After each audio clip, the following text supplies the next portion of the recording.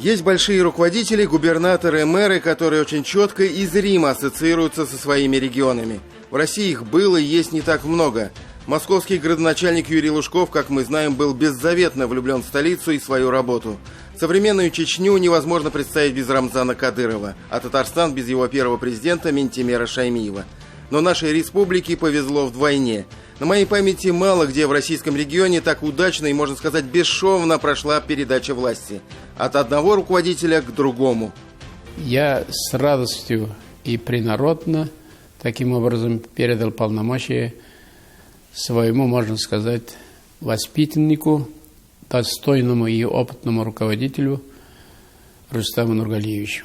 Зная, что новый президент республики совсем справится, и мы не ошиблись. Жизнь показала, что Рустам Нургалиевич действительно оправдал наши надежды.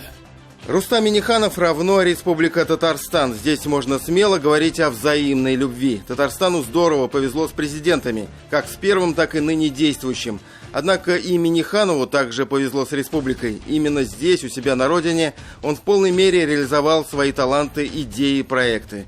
Сначала в качестве главы района, затем на посту министра финансов, председателя правительства и, конечно, президента. Не будем кривить душой, такого успешного управленца давно заметили в Москве. И пусть доподлинно неизвестно, какие высокие федеральные должности предлагали Рустаму Нургалиевичу, прикидывали почти наверняка, татарстанцам можно не беспокоиться. Минниханов останется в Казани, в Татарстане. Это по-настоящему его призвание, можно сказать, даже историческое предназначение. И в Москве это хорошо понимают. Татарстан у нас действительно по основным показателям является лидером среди всех субъектов федерации. И это так и есть. На самом деле так и есть. Но все это достигнуто в результате вашей работы во главе республики. Поэтому... При этом, оставаясь руководителем такого региона, как Татарстан, Минниханов, конечно же, руководитель федерального масштаба, настоящий политический тяжеловес. Татарстан – республика продвинутая и самодостаточная, а Рустам Минниханов – один из самых эффективных лоббистов. Сегодня это уже непреложные истины, причем в отношениях с федеральным центром наш президент умело сочетает гибкость и дипломатию с жесткостью и требовательностью. 5 лет не трогайте ничего. Вот поставили, давайте 5 лет поработаем. 5 лет, значит, я буду понимать, сколько доходов мы заработаем, и это. Вы принимаете решение. Движимое, недвижимое, движимое имущество. Это наши доходы. Почему вы такие решения? В этой требовательной позиции Минниханова своя правда и сила. Он не для себя лично просит и требует, для республики, для ее жителей, а если в государственном масштабе, в интересах всей страны. Показателен случай с недавней коллегией татарстанского Минпромторга, когда один из федеральных чиновников поблагодарил Рустама Минниханова за настойчивость и упорство, выразившееся в принятии постановлений правительства, которое расширило льготы резидентам особых экономических зон. Выгоды в результате получили многие регионы, не только Татарстан. Позже Рустам Минниханов поделился своими эмоциями по данному поводу. Иногда поражаешься, почему вот чиновникам ничего не надо. Лишь вот никто ничего лишнего не просит. Вот мы просим, чтобы часть денег, которых мы заработаем, чтобы она пошла на то, чтобы создать эти рабочие места. Вообще непонятно. Эти люди, которые сидят на таких должностях, неужели этого не понимают? Неужели наша страна сама по себе, она будет меняться, если мы ее менять не будем? Но у нас есть хорошие сторонники. Минфин, надо отдать должное. Тем не менее, среди активных сторонников Татарстана, конечно, не только российский Минфин, но и другие ведомства и их руководители.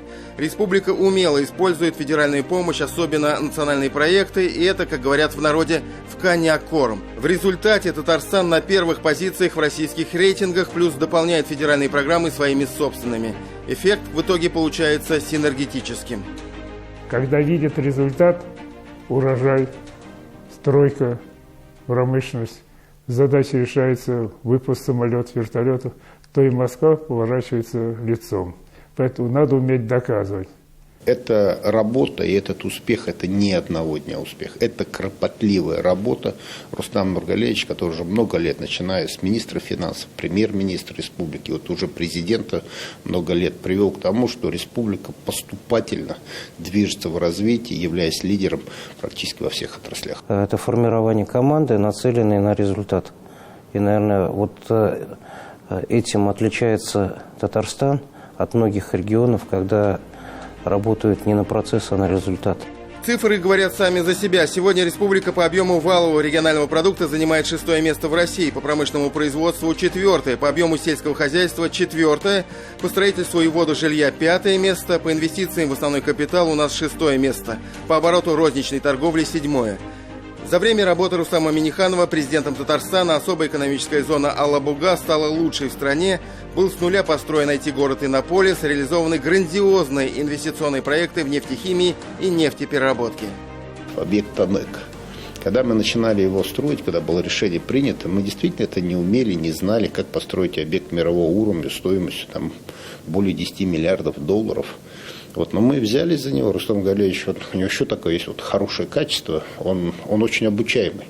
И он не боится учиться, и он очень много времени использует, чтобы поехать посмотреть, кто как в мире что делает. Созидатель, способный на смелые поступки, настоящий лидер. Татарстану здорово повезло, что у нас такой лидер, способности Рустама Галеевича воспринимать новое, мыслить стратегически. Они вывели нашу республику в число самых передовых инновационных регионов страны. Если говорить о Рустаме Нургалиевиче Минниханове, то мне сложно о нем говорить, потому что я его считаю своим очень близким товарищем, и я могу сказать, наверное, другом. Это компетентнейший, очень быстро обучающийся, прекрасный менеджер. Я считаю, что Татарстану с таким руководителем повезло. Он системный человек, создан систему управления. При этом продвижение имиджа Татарстана в исламских странах. Очень уважительное отношение к нему и к той работе, которую проводит. Казань саммит, который идет. Я убедился в Саудовской Аравии, как было отношение саудитов и прочее. И это достигается непосредственно конкретным трудом. Потом не забывать наш татарский народ, татарский язык. Где бы мы ни были, в каких регионах, всегда при всем графике найдется встреча с ними и добрые отношения, реальной помощи. 65 лет – большая дата, но, видимо, не для нашего президента. Этот свой юбилей Рустам Минниханов отметил в своем стиле, без отрыва на поздравления и торжества. В делах и мероприятиях Рустам Минниханов в этом плане не меняется. И нам в республике от этого только спокойнее. Значит, движемся в верном направлении. Вместе с нашим национальным лидером. Тимур Бекмурзин, Александр Лобанов. 7 дней.